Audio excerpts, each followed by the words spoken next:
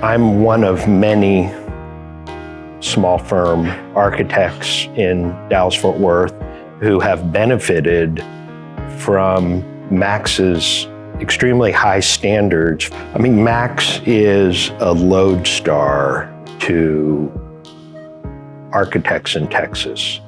There's a poetry, but there's not a sentimentality about Max's work. Max, I think, longs for a simpler time when people really took stock of where they were at any given moment in time. Max's architecture connects us to those things that have been, frankly, a matter of life and death to our ancestors. If we open ourselves up to them, it can be incredibly enriching.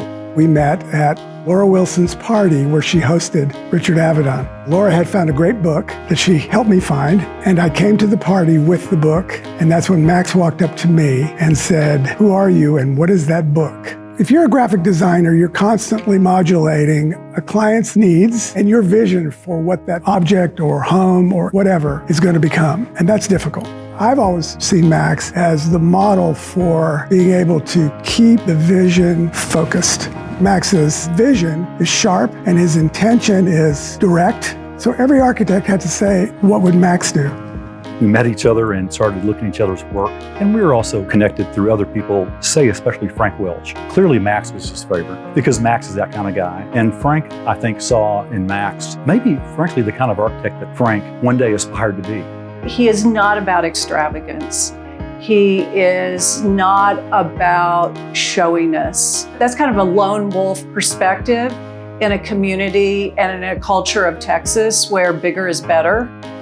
Max's office represents a platonic ideal to many of us. We all called him the poet laureate of Texas architecture. Max understands what matters in daily life. Max's power of observance is rooted in his ability to see detail almost from a microscopic point of view. It's incredibly sophisticated, but it's so sophisticated, it seems inevitable and simple. There is a certain poetry to how he chooses his words and how he just moves throughout his day. And I think that will stand the test of time. And I think people do notice the difference in that. He deserves to be the first. And y'all are setting the standard and expectation that's going to be challenging to maintain because Max just does it all right. And it's not effortless for him. He works at it very hard. You cannot have a better first example for this award. I think architects coming up should learn how hard you have to work to accomplish what Max has done. I asked him, I said, well, what are you going to do today? He said, I'm going to spend 2 days on a handrail. I would hope future generations would look at Max the way we look at Luis Barragan in Mexico City.